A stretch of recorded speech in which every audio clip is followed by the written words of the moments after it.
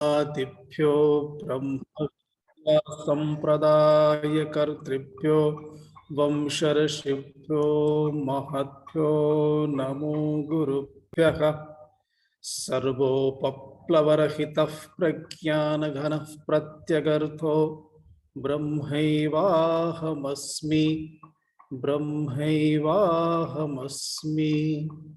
शंकरं शंकराचार्यं केशवं बादरायणं सूत्रभाष्यकृतौ वन्दे भगवन्तौ पुनः पुनः। ईश्वरो गुरुरात्मेति मूर्तिभेदविभागिने व्योमवद्व्याप्तदेहाय दक्षिणामूर्तये नमः।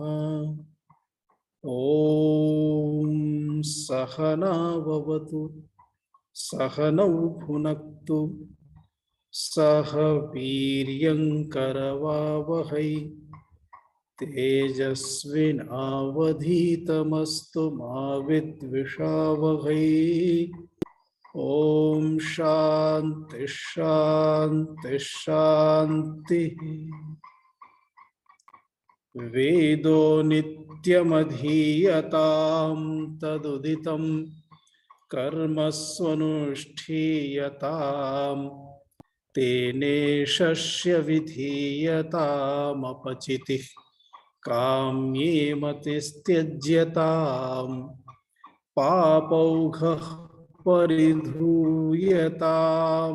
भवसुखे दोषोऽनुसन्धीयताम् आत्मेच्छाव्यवसीयतां निजगृहात् तूर्णं विनिर्गम्यताम् आत्मेच्छाव्यवसीयतां निजगृहात् तूर्णं विनिर्गम्यताम्। वयं गतपर्याये पापौघः अर्थात पापानां यः समूहः अस्ति तस्य प्रक्षालनं करणीयमिति। स्वामीजी सर्वान् म्यूट् करोति वा? कस्यामपि मैक् आन् अस्ति, एकं क्रिक् क्रिक् क्रिक् इति शब्दम् आगच्छति। तदा एकक्षणं, कदाचित् व्यजनस्य शब्दः अस्ति, क्षणं तिष्ठतु, अहमेतत् सम्यक् करोमि। अस्तु अस्तु, धन्यवादः महोदय।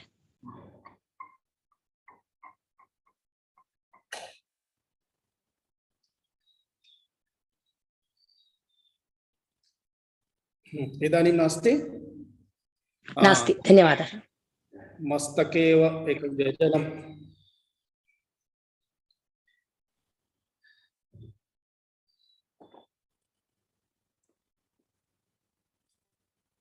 ह्यः इत्युक्ते गतकक्षायां पापौघः परिधूयतां। पापौघः इत्युक्ते पापानां समूहः। विचारणीयः अंशः अस्ति पापानां समूहः इति कथनेन कः अभिप्रायः?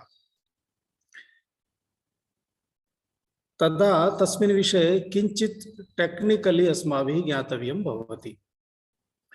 पापं पुण्यम् इति द्विधा कर्मणां परिणामः भवति। वयं पूर्वम् एतस्मिन् विषये चर्चितवन्तः। अस्माकं यादृक् कर्माणि भवन्ति, यादृक् इत्युक्ते मनसा वाचा कर्मणा इति त्रिधा कर्माणि भवन्ति। परं वयं कर्मणा इत्युक्ते देहेन शरीरद्वारा इन्द्रियादिद्वारा यानि कर्माणि भवन्ति तेषां कर्मणाम् एव प्रायः विचारं कुर्मः। अन्येषां कर्मणां विषये अस्माकं सूक्ष्मदृष्टिः न गच्छति। अतः वयं प्रायः तस्मिन् विषये अवधानमपि न कुर्मः। कर्माणि शरीरद्वारा भवन्ति अथवा बुद्धिद्वारा मनद्वारा भवन्ति, ज्ञानेन्द्रियद्वारा वा कर्मेन्द्रियद्वारा वा। वाचा इति वदामः चेत् कर्मेन्द्रियाणि, मनसा इति वदामः चेत् अंतरिन्द्रिय मनः बुद्धिः। अतः कर्मेन्द्रियाणि ज्ञानेन्द्रियाणि, ज्ञानेन्द्रियाणि अपि कर्मेन्द्रियाणि आश्रित्य एव विषयान् स्वीकुर्वन्ति। अतः कर्मेन्द्रियाणि एव प्रमुखानि भवन्ति। एवं एतानि यानि कर्माणि सन्ति त्रिधा रञ्जितानि कर्माणि भवन्ति। मनसा रञ्जितं, बुद्ध्या रञ्जितम् इति एकं, कर्मेन्द्रियादि द्वारा रञ्जितम् इति एकं। रञ्जितम् इत्युक्ते अस्माकं सहभागः, तत्र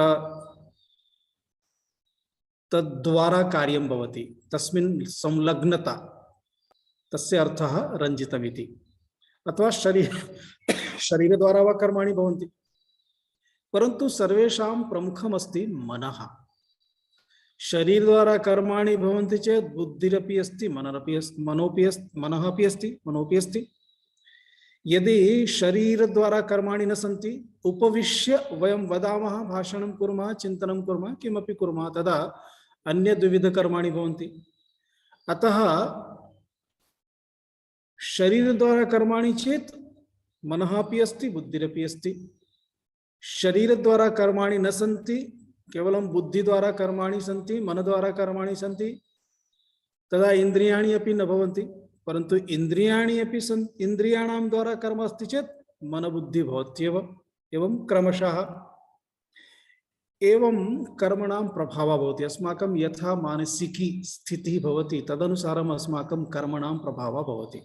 यदि मनः पवित्रमस्ति, पवित्रभावनया कार्यं कुर्मः, तदा निश्चयेन पुण्यकार्यमेव भवति। यदि मनसि अपवित्रता अस्ति, द्वेषः अस्ति, मलमस्ति, मलः इत्युक्ते मनः रागरञ्जितम् इत्युक्ते यदि सत्वगुणरञ्जितं मनः अस्ति तर्हि पुण्यकार्ये प्रेरितं भवति। यदि रजोगुणः अस्ति अस्माकं मनसि अथवा तमोगुणः अस्ति तर्हि पापकार्याणां बाहुल्यं भवति। एवं पापं पुण्यम् इति द्विधा कर्माणि भवन्ति। यदा वयम् एतत् कुर्मः तदा कर्मणः त्रिधा व्यवस्था भवति।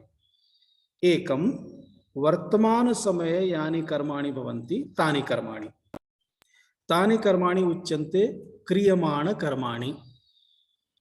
क्रियमाण कर्माणि गच्छता कालेन इत्युक्ते यदा पास्ट भवति तदा अग्रे गत्वा तानि एव कर्माणि सञ्चितकर्माणि भवन्ति। सञ्चितम् इत्युक्ते यथा वित्तकोशे वयं धनसञ्चयं कुर्मः अथवा घटे कलशे किमपि सञ्चयं कुर्मः, धनं नाणकं स्थापयामः, तया रीत्या तानि कर्माणि सञ्चितकर्माणि भवन्ति। अनन्तरं भविष्यत् काले यानि कर्माणि अस्माकं द्वारा भवन्ति तानि आगामिनि कर्माणि भवन्ति। अतः कर्माणि त्रिधा सन्ति। एकं सञ्चितं पूर्वकृतं कर्म, डिपोजिट् इव स्थापितम्, एकत्र स्थापितमस्ति। द्वितीयमस्ति वर्तमानकाले जायमानानि कर्माणि, तानि सञ्चितकर्माणि भविष्यन्ति। तृतीयमस्ति भविष्यत्काले जायमानानि कर्माणि। एवं एतानि सर्वाणि अपि कर्माणि सर्वेषाम् अपि संग्रहः तत्र तेषां कर्मणां यः प्रभावः भवति, फलं भवति। यदि कर्म पुण्यात्मकमस्ति तर्हि सुखम् इति फलं, पापात्मकमस्ति तर्हि दुःखम् इति फलं गतपर्याये वयम् आलोचितवन्तः। इदानीं कर्माणि यदा दुःखरूपाणि सन्ति इति अवगच्छामः, इत्युक्ते दुःखम् अनुभूयते, तदा तस्य परिणामः अस्ति भूतकाले अस्माभिः अयोग्य कर्माणि जातानि सन्ति, अतः तेषां द्वारा पापानां संग्रहः अस्ति। इदानीं पापौघः परिधूयतां तस्य अर्थः अस्ति संचित कर्माणि यानि सन्ति तेषां ज्वालनं करणीयमस्ति, समापनीयमस्ति। संचित कर्मणां ज्वालनं केवलं ब्रह्मज्ञान द्वारा, आत्मज्ञान द्वारा एव संभवति। अर्थात ज्ञानमेव तेषां कर्मणां ज्वालनं करोति। ज्ञानाग्निः सर्वकर्माणि भस्मसात् कुरुते अर्जुन इति उक्तमस्ति। हे अर्जुन, ज्ञानाग्निः एव सर्वाणि कर्माणि ज्वालयति, भस्मसात् करोति।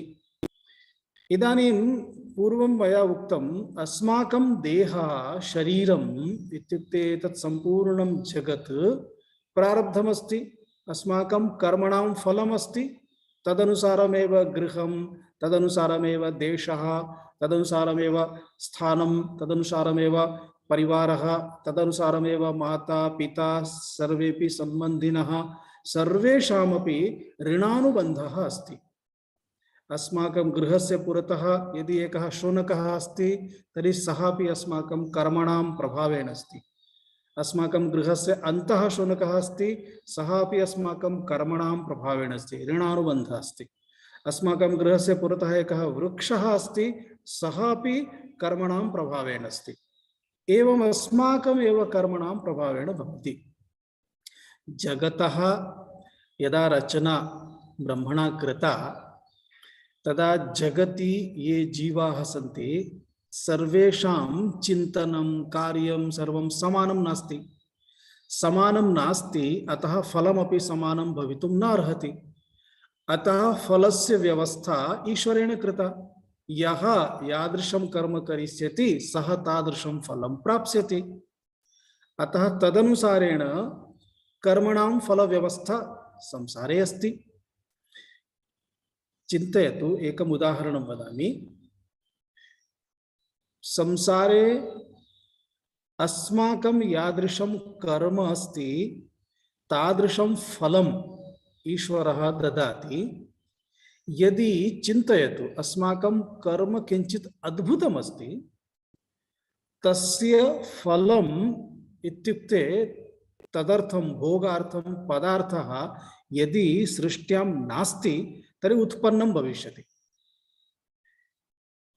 यतः सामान्यम् उदाहरणं वदामि, मनुष्यः अपि सदा सर्वदा स्वस्य आवश्यकतानुसारं सः अन्वेषणं करोति, गवेषणं करोति, संशोधनं करोति, निर्माणं करोति, उत्पादनं करोति। अतः चिन्तयतु, पूर्वकाले अग्निप्रज्वालनाय केवलं पाषाणखण्डाः आसन् अथवा काष्ठमासीत्। इदानीम् अग्निप्रज्वालनाय कतिविधव्यवस्था अस्ति। मनुष्यः स्वयमेव स्वस्य आवश्यकतानुसारं, तदर्थम् उच्यते आवश्यकता आविष्कारस्य जननी अस्ति। यथा आवश्यकता, अस्माकं गृहे यथा आवश्यकता भवति वयं तथा गृहस्य रचनां कुर्मः।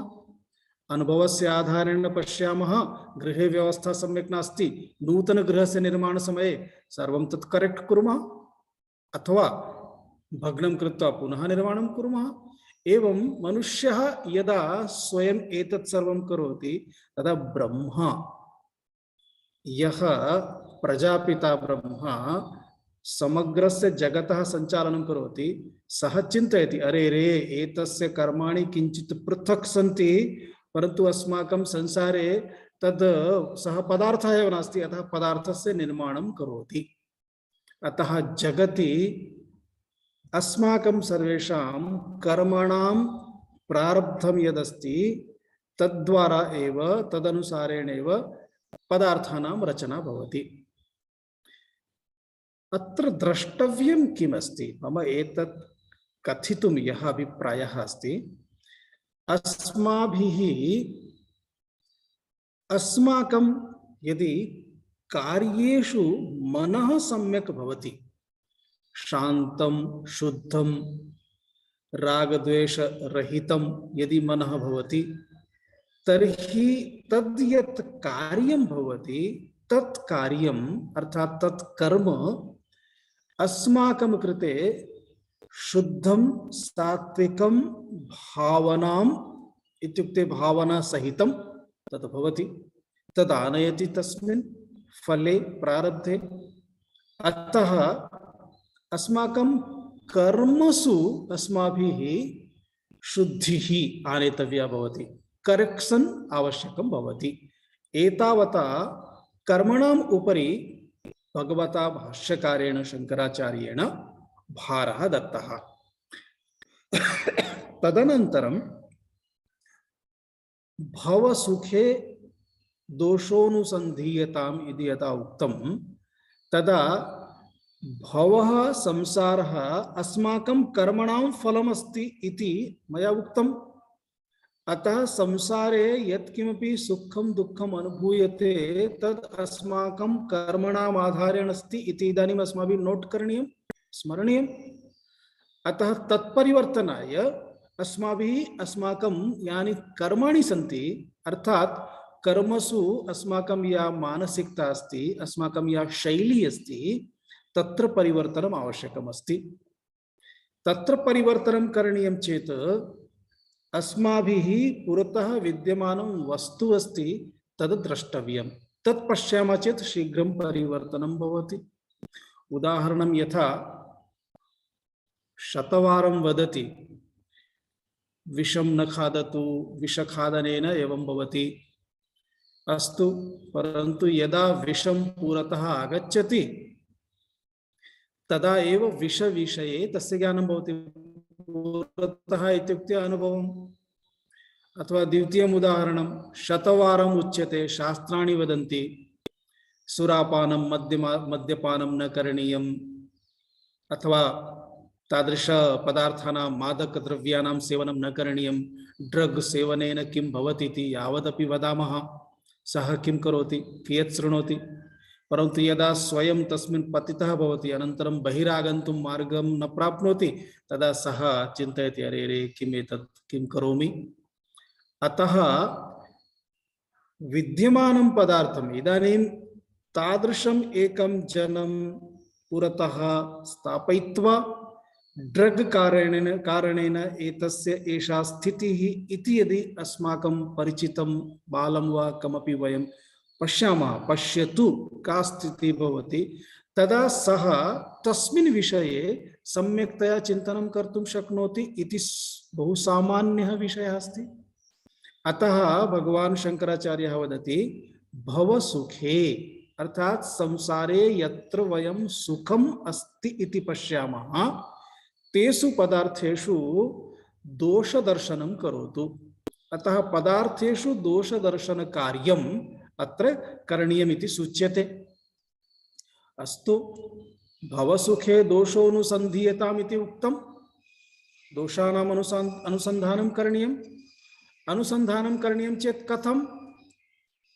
अनुसन्धानं करणीयं चेत् तस्य पदार्थस्य विषये अस्माभिः चिन्तनीयं भवति। इदानीं यः पदार्थः अस्ति सः पदार्थः यदि दुःखरूपः तर्हि तस्य कृते तु वयं शीघ्रं त्यक्तुं विचारं कुर्मः। बहु सामान्यम् उदाहरणं वदामि। यदि कोऽपि चिन्तयतु, कोऽपि तादृशः जनः अस्ति यस्य मुखं द्रष्टुं न इच्छामः, पुरतः आगच्छति चेतेव अस्माकं मनसः शान्तिः गच्छति। अतः वयं जानीमः सः प्रतिदिनं 5 वादने एतेन मार्गेण गच्छति इति चिन्तयामः चेत् वयं 5 वादनात् पूर्वं गमिष्यामः अथवा 5 वादनानन्तरं गमिष्यामः। तस्य मुखं द्रष्टुं प्रयासं न कुर्मः, कारणं तस्मात् सुखं न लभ्यते। परन्तु यदि कस्यचित् तथा अस्ति, कश्चन तथा अस्ति यस्य मुखं दृष्ट्वा सुखम् अनुभूयते, तदा किंचित् शीघ्रं गन्तव्यं चेतपि वयं प्रतीक्षां कुर्मः। बहिरागच्छेत् अनन्तरं गच्छामि, किमर्थं? मुखं द्रष्टव्यं। कदाचित् तस्य आगमने विलम्बः अस्ति चेत् प्रतीक्षां कृत्वा स्थापयामः। एकं कार्यद्वयमपि अस्माकं नष्टं भविष्यति, चिन्ता नास्ति। किमर्थं? मुखं द्रष्टव्यम्। इदानीं मुखं द्रष्टुं वयं पञ्चकार्याणि त्यजामः, तद् योग्यं वा अयोग्यं वा? अस्माकं कार्याणि त्यजामः, अस्माकं वृथा समयं नाशयामः, वृथा कुर्मः। एतत् सर्वं सामान्यम् उदाहरणं वदामि, अवगन्तुं शक्यते। तात्पर्यं किम् अस्ति?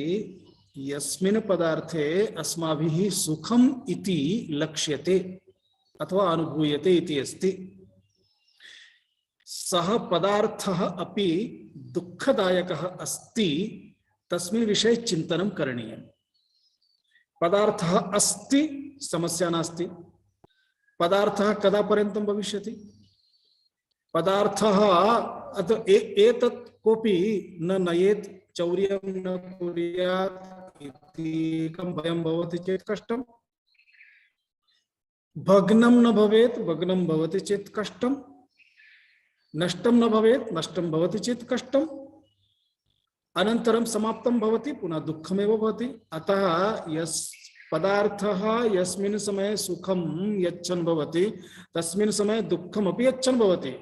तस्मात् सिक्युरिटी भयं, तस्मात् अन्य भयं, तस्य अन्य भयं, बहुविध भयानि भवन्ति। अतः इति एकं। द्वितीयं किमस्ति? अस्माकं मनः ईश्वरकार्ये भवेत्, आत्मचिन्तने भवेत्।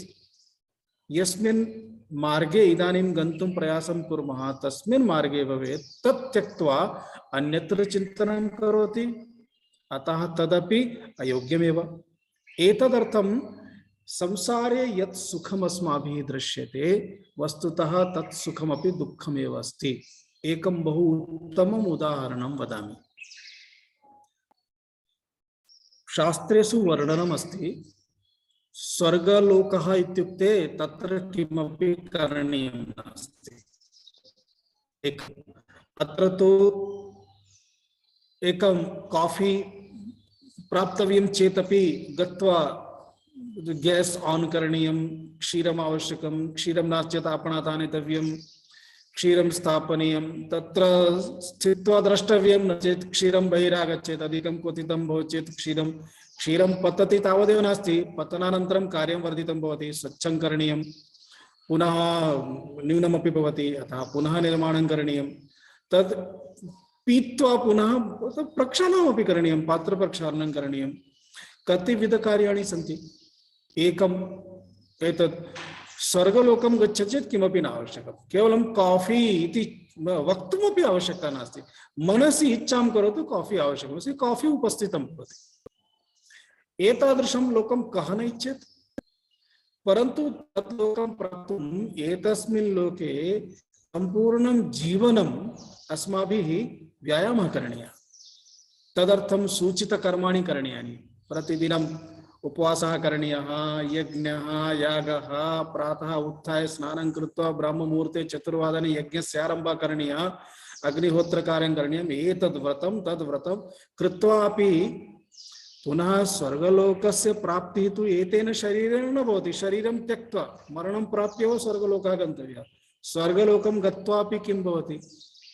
यावत् कालपर्यन्तं धनमस्ति इत्युक्ते पुण्यमस्ति तावत् कालपर्यन्तमेव तिष्ठति। अस्माकं गुरवः वदन्ति, इदानीं भवान् भारते अस्ति, इतः अमेरिकां वा जपान् वा कुत्रचित् गच्छति, भवान् एकं सम्यक् होटेल् स्वीकृत्य तिष्ठति, कदा पर्यन्तं होटेल् मध्ये स्थातुं शक्नोति? यावत् कालपर्यन्तं भवतः समीपे धनमस्ति, भवतः कार्ड् कार्यं करोति, क्रेडिट् कार्ड् अपि एकवारं समाप्तं भवति, तत् समाप्तं भवति चेत् होटेल् जनः किं करिष्यति? भवन्तं तत्र स्थापयिष्यति, क्षिपति। तथैव स्वर्गलोकः अपि अस्ति। यस्मिन् दिने पुण्यं समाप्तं तस्मिन् दिने एव पुनः ततः साक्षात् पतनमेव। केनापि आर्डर् दातव्यं नास्ति, भवान् इदानीं भवतः कार्यं समाप्तं कृपया गच्छतु, साक्षात् पतति मृत्युलोकं भूम्यामेव। अतः स्वर्गलोकतः अपि प्रत्यागमनम् आगत्य पुनः किं करणीयं? पुनः 1 2 3 इ करणीयम्, आरम्भतः कर्माणि। एवं पश्यामः चेत् किं सुखमस्ति? आजीवनं दुःखम् अनुभूय गत्वा किंचित् सुखम् अनुभूय आगत्य पुनः दुःखम्। अतः संसारे यत्र कुत्रापि पश्यामः वस्तुतः आत्मानं विहाय कुत्रापि सुखं नास्ति इति स्पष्टमस्ति। कर्मयोग भावनया अस्माकं मनः पवित्रं भवति, हृदयं पवित्रं भवति। मनः यदा पवित्रमस्ति, शान्तमस्ति, तदा अर्थात् मनसः यान्त्रिकस्थितिः नास्ति, तदा किमपि शास्त्रं यत् वदति अथवा अस्माकं ज्येष्ठाः वदन्ति चेत् तस्मिन् विषये सम्यक् श्रुत्वा विचारं कुर्मः चेत् बुद्धिः निर्णयं करोति। यदा बुद्धिः निर्णयं करोति चेत् तस्मिन् विषये वयं किमपि कर्तुं शक्नुमः। एतत् वयं गतसप्ताहे एतावत् चिन्तितवन्तः स्म। इदानीं मानवहृदयस्य विचारणीयः आन्तरिकझञ्झावातः किमस्ति? सर्वेषां मनुष्याणां सुखम् अस्ति चेदपि दुःखमेव अधिकमस्ति। उदाहरणं यथा कोऽपि बहु सम्पत्तिवान् अस्ति, तथापि तस्य भयमस्ति, मम सम्पत्तिः नष्टा न भवेत्, मम सम्पत्तिः कोऽपि न अपहरेत्, सम्पत्तिं कोऽपि न अपहरेत्। यदि पुत्राः सम्बन्धिनः न सन्ति तर्हि सम्पत्तिः अस्ति परन्तु भोक्तुं जनाः न सन्ति, तस्य चिन्ता, रक्षणस्य चिन्ता। एवं बहुविधचिन्ताः वयं सामान्यतः पश्यामः। अत्र किञ्चित् सामान्यमेकम् उपलक्षणं पायिण्ट् दत्तमस्ति। एकं तु प्रत्येकमपि जनः तस्य मृत्युभयं भवति। अहं मर्त्यः अस्मि, एकस्मिन् दिने मरणं प्राप्स्यामि। अतः यदा मृत्युभयं भवति तदा एकं भयं सर्वदा यदा तिष्ठति तदा अन्यत्र कुत्रापि सुखं तेन सम्यक्तया नानुभूयते। बहु स्पष्टमस्ति, बहु सुन्दरं गृहमस्ति, लॉक व्यवस्था अपि बहु सम्यक् अस्ति, परन्तु यदि जनाः लुण्ठकाः आगच्छन्ति इति भयमस्ति चेत् सम्यक् सुरक्षा अस्ति, गार्ड अस्ति, सर्वमस्ति, तथापि लुण्ठकाः अत्र सन्ति इति एकं भयं सम्यक् निद्रां प्राप्तुम् अवसरं न ददाति। बहु सामान्यमस्ति। अतः मृत्युभयं यदा अस्ति, किञ्चिदपि अनारोग्यम्, कोरोना एकवारं किञ्चित् आगतम्, अनन्तरं जनानां कथं भयम् इति चिन्तयामः, दृष्टवन्तः वयम् इति एकं। द्वितीयमस्ति, अहम् अल्पज्ञः अस्मि, अहम् अज्ञानी अस्मि, एतद् न जानामि। जानामि चेत् अहमपि, इदानीं बहवः धनिकाः सन्ति, सर्वे चिन्तयन्ति अहमपि एवं करोमि परन्तु कर्तुं न शक्नोमि। किमर्थं? मम सामर्थ्यं नास्ति, मम ज्ञानं नास्ति, मम समीपे सम्पत्तिः नास्ति, अहम् अल्पज्ञः अस्मि, अल्पशक्तिमान् अस्मि, अल्पधनवान् अस्मि इत्यादि इत्यादि। तस्मिन् विषये तस्य चिन्ता। मम समीपे एतद् नास्ति, एतत् प्राप्तव्यम्, अर्थात् अहम् अपूर्णः अस्मि, मया पूर्णेन भाव्यम्। येषां समीपे एकः पादः नास्ति, सः यः धावनं करोति तस्य पादौ एव पश्यति। ममापि पादः स्यात् चेत् अहमपि धावनं कर्तुं शक्नुयामि। यस्य समीपे पादद्वयमस्ति सः किं करोति? यस्य समीपे एकम् इन्द्रियं नास्ति दुःखम् अनुभवति, यस्य समीपे सर्वाणि इन्द्रियाणि सन्ति सः किं करोति? दुःखं सर्वदा तिष्ठति। बहु एका उत्तमवार्ता अस्ति। एकः राजा आसीत्, सः तस्य राज्यं सम्यक् आसीत्, शत्रूणाम् आक्रमणमपि नासीत्, राज्ये सुखमासीत्, शान्तिः आसीत्, सर्वमपि आसीत्, तथापि सः बहु दुःखी आसीत्। तस्य दुःखं किम् इत्युक्ते, सर्वं सम्यक् अस्ति परन्तु कोऽपि आक्रमणं करोति चेत्, सर्वं सम्यक् अस्ति, मम परिवारे एव कोऽपि दुष्टः भवति चेत्, दुष्टः नास्ति, शत्रुः नास्ति, तथापि भयं, तथा दुःखी आसीत्, बहु दुःखम्। अनन्तरं कश्चन एकः तस्य राज्यस्य विद्वान् यदा आगच्छति, सः तस्य पुरतः वदति मम एषा स्थितिः अस्ति किं करणीयं सः चिन्तयित्वा वदति एतस्य केवलं मनसः रोगः अस्ति मानसिकरोगः अतः किं करणीयमिति उपायं वदति सः वदति महाराज यदि कोऽपि तादृशः जनः ततः बहवः जनाः स्युः ये बहु सुखिनः स्युः कस्यचित् एकस्य सुखिनः एकं युतकं भवान् स्वीकरोतु युतकम् इत्युक्ते शर्ट् एकं शर्ट् तस्य स्वीकरोतु एकं परिधानं तस्य स्वीकरोतु परिधानं प्राप्नोति चेत् भवतः दुःखं गच्छति अनन्तरं राजा अनुक्षणं त्वरितं सर्वान् आदिष्टवान् गच्छतु अन्वेषणं करोतु बहवः सैनिकाः गतवन्तः यः कोऽपि सैनिकः यं जनं पश्यति एषः बहु हास्यं कुर्वन् अस्ति बहु सुखेन अस्ति ओ एषः सुखी स्यात् इति चिन्तयित्वा गत्वा यदा पृच्छति यद् भवतः जीवने यदि किञ्चित् अपि दुःखं नास्ति भवान् यदि सर्वदा सुखी अस्ति तर्हि भवतः युतकं ददातु मम राजा इष्टवान् अस्ति तदा सः वदति तत्सर्वं सत्यं परन्तु मम एकं दुःखम् अस्ति समग्रे राज्ये प्रजासु गणमान्याः सर्वेषाम् एकमेव उत्तरम् आसीत् गच्छता कालेन एकः कश्चन वस्त्रमपि नास्ति एवमेव उपविष्टः अस्ति यदा सूर्यस्य आतपः भवति दिक्परिवर्तनं करोति सुखेन उपविष्टः अस्ति कापि चिन्ता नास्ति तं दृष्ट्वा ते एषः निश्चयेन सुखी अस्ति इति पृष्टवन्तः सः उक्तवान् यदि भवतः जीवने किमपि दुःखं नास्ति भवान् सर्वदा सुखी इति अनुभूयते तदा मम राजा एवम् इच्छति वस्त्रं भवतः सः उक्तवान् भवान् कः इति सः उक्तवान् अहं सैनिकः अस्मि सः उक्तवान् अहं सैनिकैः सह वार्तालापं न करोमि भवतः वैयक्तिकम् अस्ति चेत् पृच्छतु यस्य समस्या अस्ति तं प्रेषयतु इदानीं गत्वा ते राजानं प्रार्थितवन्तः राजा अस्ति न आगच्छति सेनापतिं प्रेषितवान् पुनः सेनापति समीपं तदेव उक्तवान् गच्छतु अन्ततः गत्वा राजा आगतः यदा राजा आगतः अनन्तरं सः यदा प्रार्थितवान् तदा तस्मिन् समये अपि एकं तु दूरतः आसीत् आदेशं ददाति स्म इतोपि समीपम् आगतवान् सः न शृणोति एषः आगत्य अन्ततो गत्वा सः पादौ पतितवान् विनम्रतया यदा उक्तवान् तदा सः वदति पश्यतु सुखं दुःखं भवतः मनसि अस्ति मम समीपे एकमपि वस्त्रं नास्ति तथापि अहं सुखी अस्मि मम समीपे सायंकालस्य कृते भोजनस्य व्यवस्था नास्ति तथापि मम दुःखं नास्ति मम समीपे सेवकाः न सन्ति तथापि मम दुःखं किमपि नास्ति एतत् सर्वं भवान् पश्यन् अस्ति अतः भवान् भवतः मनः एकवारं रिक्तं करोतु मम समीपे युतकं नास्ति अहं भवते युतकं ददामि आहत्य आशयः कः अस्ति मनः एव तदर्थमेव उपनिषदि उच्यते अमृतबिन्दु उपनिषद अस्ति मन एव मनुष्याणां कारणं बन्धमोक्षयोः मन एव मनुष्याणां कारणं बन्धमोक्षयोः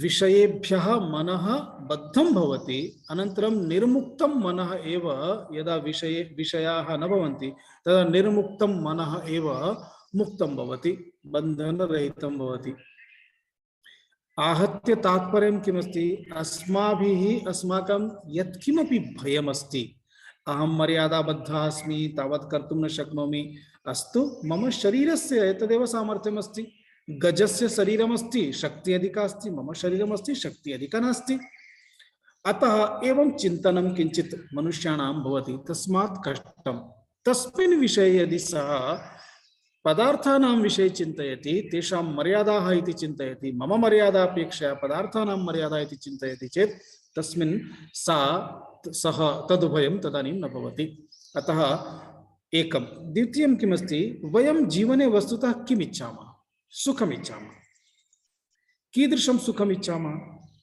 अहम् इदानीं वदामि अहं सुखं ददामि अहं सुखं ददामि एकमासपर्यन्तं सुखेन भवान् स्थास्यति अनन्तरं पुनः एकमासपर्यन्तम् अथवा 6 मासपर्यन्तं दुःखं भविष्यति तदा कः स्वीकरोति? न, तादृशं सुखं न, नित्यसुखम् आवश्यकम्। नित्यसुखम् आवश्यकं, परन्तु सुखं कुत्र प्राप्नोति? अनित्यपदार्थेषु। मम प्रतिदिनं बुभुक्षा भवति, तादृशम् अन्नं ददातु, एकवारं खादामि, अनन्तरं जीवने कदापि बुभुक्षा न भवेत्। तादृशम् अन्नं किं बासमती रैस् अस्ति अथवा बाबा रामदेवस्य गोधूमचूर्णमस्ति? अत्र बहु प्रसिद्धमस्ति। सः बाबाजी अस्ति, योगीपुरुषः अस्ति, साधकः अस्ति, अतः किञ्चित् योगपूर्णं भक्ष्यमिति, तथा नास्ति। यदि नित्यसुखम् इच्छति तर्हि अनित्यपदार्थद्वारा नित्यसुखं कदापि न प्राप्यते। निम्बवृक्षद्वारा आम्रफलं कदापि न प्राप्यते। आम्रवृक्षस्य निम्बवृक्षस्य संयोजनं करोति चेदपि स्वादपरिवर्तनं भविष्यति, परन्तु निम्बवृक्षतः आम्रफलमिति कदापि न शक्यम्। व्यवहारे यदि शक्यं नास्ति तर्हि अनित्यपदार्थद्वारा नित्यं सुखं कथं प्राप्तुं शक्यते? कथमपि शक्यं नास्ति। एतत् चिन्तनं यदि करोति तदा अवगच्छति यद् नित्यसुखं कुत्र अस्ति, तत् सः कः पदार्थः, तस्य अन्वेषणं कर्तुम् इच्छा भवति। सामान्यतः किमस्ति, किञ्चित् बहु सम्यक् गुणानि सन्ति, विषयः सम्यक् अस्ति, आवश्यकता अस्ति, यतः अहं वदन् अस्मि। पश्यतु, इन्द्रियाणि सन्ति, एतानि इन्द्रियाणि यथा बाल्यावस्थायाम् उदरस्य सामर्थ्यमस्ति, किमपि खादतु जीर्णं भविष्यति।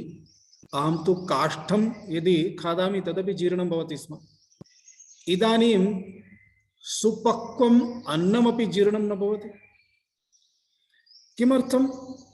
तद्वत् नेत्रसामर्थ्यं पूर्वं बहु दूरपर्यन्तं सूक्ष्म वस्तु अस्ति चेत् द्रष्टुं शक्यते स्म। सूच्यां सूत्रं प्रवेशनीयं चेत् माम् आह्वयन्ति स्म। इदानीम् अहम् उपनेत्रं विना अक्षराणि अपि द्रष्टुं न शक्नोमि। नेत्रस्य मर्यादा, नेत्रस्य मर्यादा अस्ति, अक्षराणि द्रष्टुं न शक्नोमि, परन्तु द्रष्टुम् इच्छायाः समाप्तिः नास्ति। सुगर् अस्ति, परन्तु खादितुम् इच्छायाः समाप्तिः नास्ति। खादितुं मर्यादा अस्ति।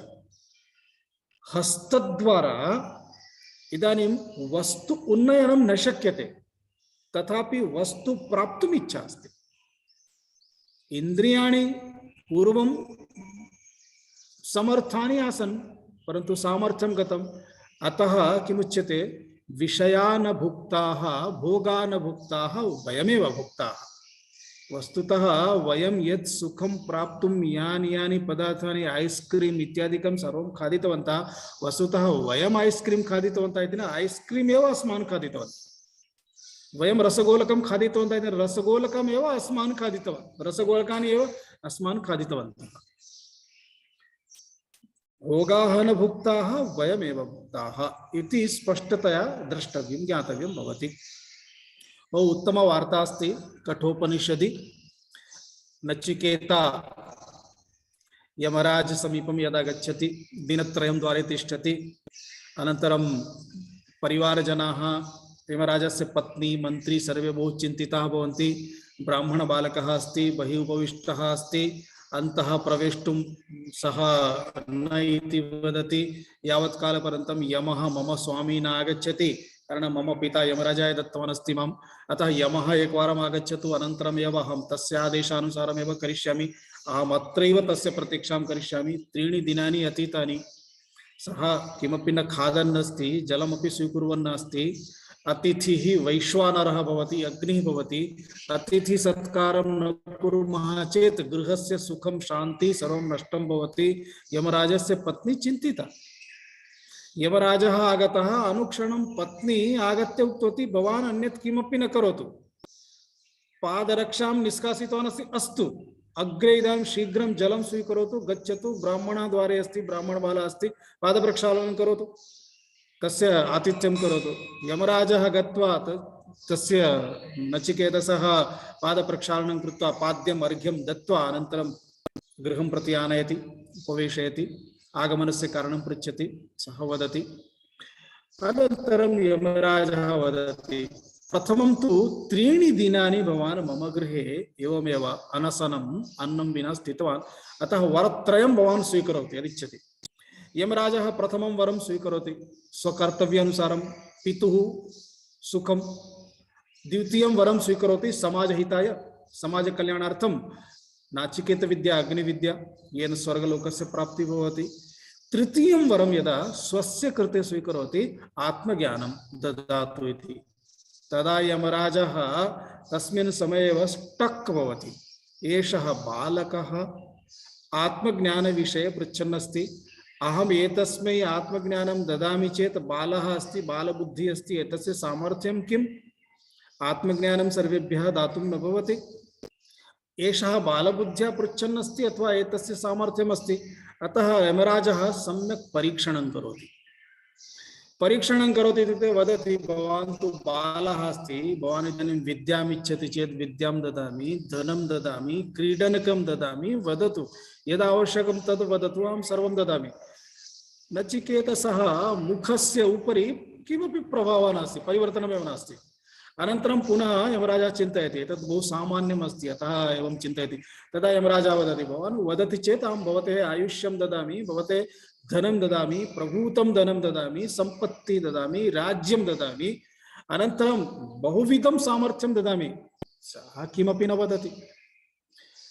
अन्ततो गत्वा सः एतद् ददामि तद् ददामि वदन्नेव भवति। पुनः वदति, पश्यतु, मृत्युलोके सर्वम् अस्ति चेदपि स्वर्गलोकस्य अप्सराः न सन्ति, स्वर्गलोकस्य गायिकाः न सन्ति, स्वर्गलोकस्य गायकाः न सन्ति।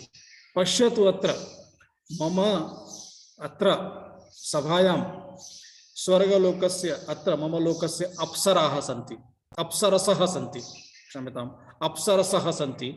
अत्र गायकाः सन्ति, उत्तमाः सङ्गीतज्ञाः सन्ति। एतान् सर्वान् ददामि, भवान् नयतु, स्वस्य सेवां कारयतु। अनन्तरं यमराजः चिन्तयति, अस्तु, एतान् सर्वान् नयामि, परन्तु यदि इन्द्रियाणि न सन्ति भोगं कर्तुम्, अनन्तरं यदि सामर्थ्यं नास्ति, यदि आयुष्यं नास्ति, मरणं प्राप्नोति चेत् किम्? अतः आयुष्यमपि ददामि, भवान् यावदिच्छति जीवतु, यावदिच्छति भवान् भवतः इच्छानुसारम्, अर्थात् शतवर्षाणि न, भवान् 1000 वर्षाणि, 1,00,000 वर्षाणि, युगं युगान्तरपर्यन्तं भवान् तिष्ठतु, भोगं करोतु, परन्तु आत्मविद्याविषये जिज्ञासां न करोतु। तदा बहुलोभं दत्वापि अन्ततो गत्वा नचिकेता कथं सुन्दरम् उत्तरं ददाति। मन्त्रः अस्ति कठोपनिषदः, शोभावामर्त्यस्य यदन्तकैतत् सर्वेन्द्रियाणां जरयन्ति तेजः, अपि सर्वं जीवितमल्पमेव तवैव वाहास्तव नृत्यगीते। हे यमराज, हे गुरुदेव, आचार्य, सः इदानीं गुरुः अस्ति, आचार्यः अस्ति, हे परमेश्वर, भवान् यत् किमपि वदन् अस्ति,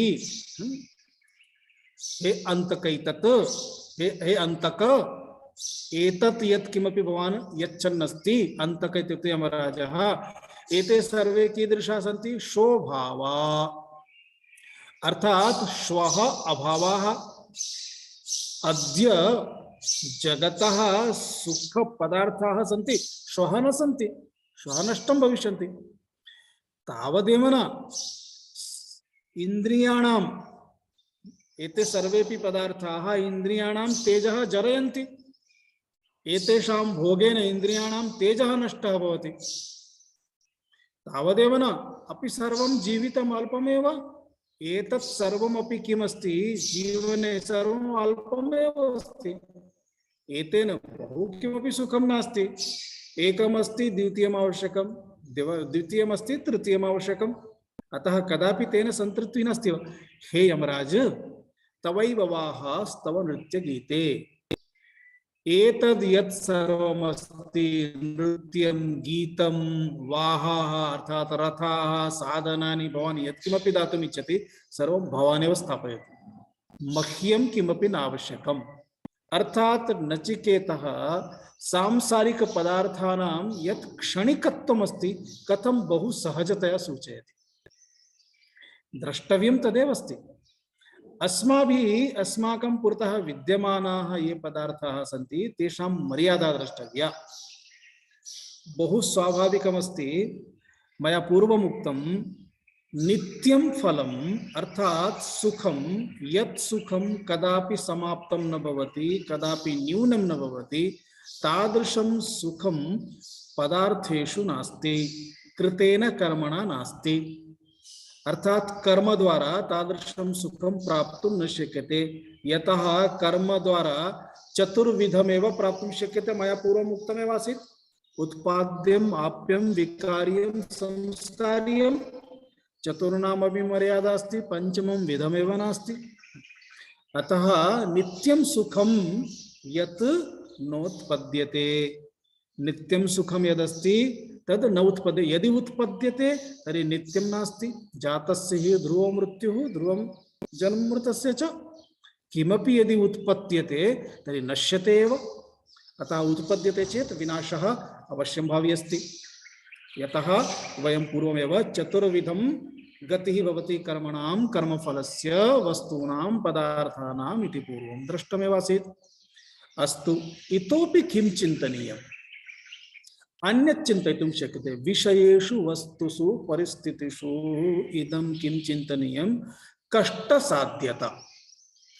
किमपि कुर्मः कष्टमस्ति अर्थात् कष्टं विना एकमपि पदार्थं वयं प्राप्तुं न शक्नुमः कदाचित् किम् अस्ति पुत्रः अथवा पुत्रः वदति पितुः समीपं पिता आनीय ददाति पुत्रस्य कष्टं किमिति प्रश्नः भवितुमर्हति खलु पिता आनीय ददाति पितुः कष्टमस्ति पुत्रस्यापि कष्टमस्ति पुत्रः अपि बहुवारं चिन्तयति अहं वदामि पिता दास्यति वा न दास्यति अथवा एतत् कथं स्वीकरणीयं किमस्ति अतः कष्टं तु अस्ति परं पदार्थं प्राप्तुं बहु कष्टमस्ति तत् एकं तु पदार्थेषु विषयेषु सुखेषु कष्टसाध्यता द्वितीयमस्ति अनित्यता अर्थात् सः पदार्थः सर्वदा न तिष्ठति नष्टं भवत्येव अनित्यता तृतीयमस्ति परिच्छिन्नता पदार्थः यावदपि भवतु परन्तु तस्य लिमिटेशन् अस्ति यथा यावदिच्छामः तावत् नास्ति वयं गृहं निर्माणं कर्तुम् इच्छामः परन्तु गृहं बहु बृहत् कृत्वा अपि कियत् बृहत् कुर्मः व्हाइट हाउस अपि बहु बृहत् अस्ति चेत् कियत् बृहत् अस्ति तावत् बृहत् नास्ति ततोपि बृहत् इच्छामः एकं द्वितीयं दुःखरूपता यः पदार्थः सुखं ददाति सः श्वः यदि न भविष्यति तर्हि तस्य दुःखं भवत्येव यथा महाभारते धुन्धुकारी भवति एकः ब्राह्मणः पुत्रम् इष्टवान् ऋषयः उक्तवन्तः भवतः जीवने पुत्रसुखं नास्ति मास्तु न स्वीकरोतु न एकं पुत्रं ददातु एकं पुत्रं ददातु अनन्तरं फलं दत्तवान् तेन परिणामः कः अभवत् सः पुत्रः एव तस्य पितुः कृते कष्टकारकः अभवत् मारितवान् एव नाशितवान् परिवारम् अर्थात् यत्र सुखं पश्यामः कदाचित् सर्वमपि सम्यक् अस्ति उत्तमः पुत्रः अस्ति बहु सुखं ददाति अथवा उत्तमं मित्रम् अस्ति बहु सुखं ददाति उत्तमः व्यवसायः अस्ति बहु सर्वं प्राप्यते परन्तु यदा नष्टं भवति यदा हानिः भवति तदा दुःखं ददाति एव अर्थात् सर्वोऽपि पदार्थः दुःखरूपत्वं कदापि न त्यजति तदर्थमेव भगवद्गीतायां भगवान् वदति भवान् जगतः सुखविषये बहु प्रयासं न करोतु मम भक्तिं करोतु अनित्यमसुखं लोकम् इमं प्राप्य भजसु माम् इमं लोकम् अनित्यम् असुखम् अर्थात् एतत् जगत् नित्यं नास्ति लोकस्य सर्वे पदार्थाः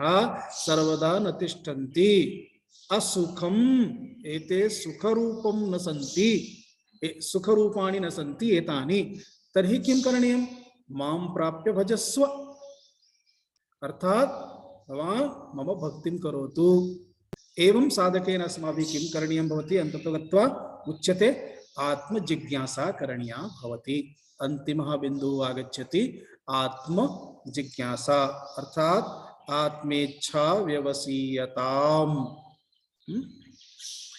वयं बिन्दुद्वयम् अग्रिमसप्ताहे कृत्वा एकं श्लोकं समापयितुं प्रयासं करिष्यामः इदानीं कोऽपि किमपि प्रष्टुमिच्छति चेत् प्रष्टुं शक्यते प्रश्नः अस्ति महोदय प्रश्न अनन्तरम् इच्छामि परन्तु तत्र भवान्